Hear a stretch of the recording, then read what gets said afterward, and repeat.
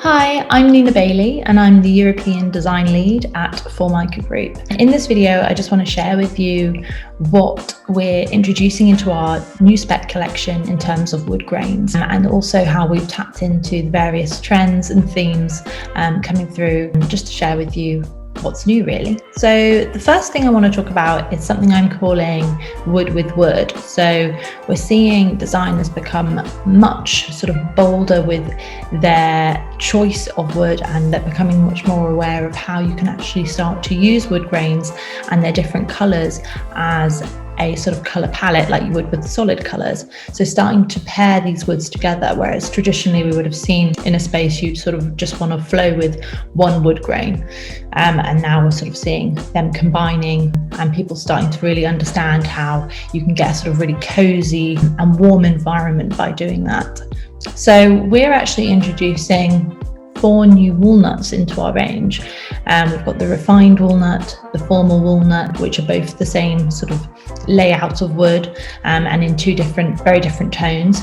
And then we've also got the Formica walnut and the Satina walnut, which I would say are a lot more sort of pared back in their structure, quite sort of linear in terms of a walnut layout, and they're both quite greyed off and muted tones, which make them really usable. But altogether, I really see these 4 coming together to create really sort of beautiful environments. So for things like hospitality environments, I think they can just really start to create a really sort of warm feel to a space. So that's one example. And then we've also introduced a range of cedar woods, which are much more sort of bold, quite high in contrast, quite striking really, but still very usable. So we've got a blonde cedar, a mocha cedar and a noir cedar. So all sort of variations and tones of that wood species, but in the same layout. So again, chance to combine them within one space, and it's just a real nice way of starting to use woods as that colour palette. We've also introduced 3 new ash woods as well in 3 different colourways. So we've got our pale ash, our aged ash and our dark ash. Again, same structures, different colours. And we're just seeing ash become a much more sort of trending wood generally. So it's a really good chance for us to up that within our collection. The next theme I want to talk about is something I'm calling local species. So with that whole trend of outdoors in, biophilic design that we've seen, I think it's even more prevalent now as we sort of are coming out of this pandemic, and we're much more sort of aware of spending more time in our homes, wanting to connect to the outside world, but not just any outside world, our immediate outside world. So we're wanting to reflect what is naturally around us. In the sense of that, we're seeing designers and consumers moving towards what would be in their natural environments in terms of wood species. So things like oaks, ash, walnut, elm are topping the list really, as they're wanting to get that immediate natural surrounding into their space.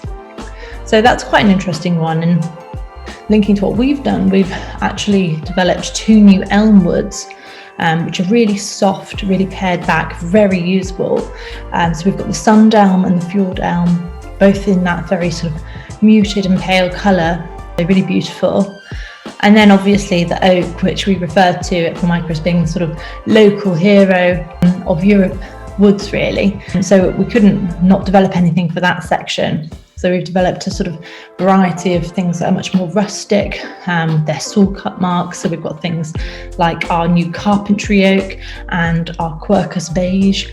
We've also got much more linear, minimal wood grains as well. So we're introducing something called evergreen oak and a satin oak, which are much more sort of linear and sort of simple without the cathedraling and too much detailing. We're really seeing that we need both of these types of varieties within our wood grains. So we need the sort of more rustic and we need the more minimal appeal to the different sort of styles and looks that a project might need. The next thing I want to talk about is something I'm calling light and dark. So there has been generally around Europe a real shift towards that sort of Japandi style in design. So in reflection of that, we're seeing people starting to use really dark wood grains combined with really light wood grains. So we wanted to make sure in our collection that we had a real versatility in terms of some new really dark woods, some sort of like almost burnt black looking woods, and then also these really paled and refined sort of looking woods as well, so that there's that chance to combine them and really get that sort of Japandi style through a space. So that's something we're really seeing, and with that we've got a new variety of really pale tones in terms of our blonde cedar, which I've already mentioned, our pale ash, and then also something we're introducing is our Tromso maple. And maple, I think, is a really important one for us as well, because we're sort of seeing that in the real wood of maple, over time we know that it starts to get this really sort of bright yellow tone to it, which almost makes it quite unsustainable because people start to replace it much more often. Whereas with our new Tromso maple, we've really tried to develop that perfect sort of lasting colour of the maple woods. It's a very natural, very beautiful. So that's something we're really proud of as well. So that's our Tromso maple. The next thing I want to talk about is grade woods. So obviously, like the most popular colours that we always see being used in environments are greys. They're always sort of like the base for everything. And again, it's sort of like tapping into that idea of would sort of play a part in that colour palette as well. So we're wanting to make sure we've got some really grey looking woods that can fit in with those grey tones. So we've developed some really sort of warm grey woods, what I would say are quite natural, almost desaturated in colour, but still sort of very natural looking. So we've got things like our Belvedere beech, and we've got a flute oak. So they're very sort of warm and natural. And then we've also developed something that's quite unnatural in colour, so almost like a blue-grey, cool wood grain, which is our Ventura oak. So really sort of classic oak layout, but with this real cool grey colour. So it's something that you probably wouldn't actually get, or you wouldn't get in nature, but it looks really beautiful, and it's just showing what we can do and how we can have that variety in colour through our applications. A really nice one to look at as well, and it just combines perfectly with those sort of cooler grey palettes. And then lastly, I want to talk about large scale, sort of architectural scale wood grains. So something that we're seeing is people wanting to be able to use these much larger scale woods on sort of walls and panels and have that sort of much grander scale of look. So we really wanted to look into that, and we've developed a series of 5 birch plywoods, something that I think is so unique to us at Formica. There's not quite anything else like this out there in the laminate world, and it's something we're really proud of. So we've developed these 5 colours. We've even got within that selection a blue wood and a green wood, so adding actual colour into our wood grain designs as well. So we've got the dark sky, which is the blue, and the green slate, which is the green. And I think they're just going to be so playful and so fun for sort of education sectors, office sectors. It's really a great way of introducing colour into a space through a natural material.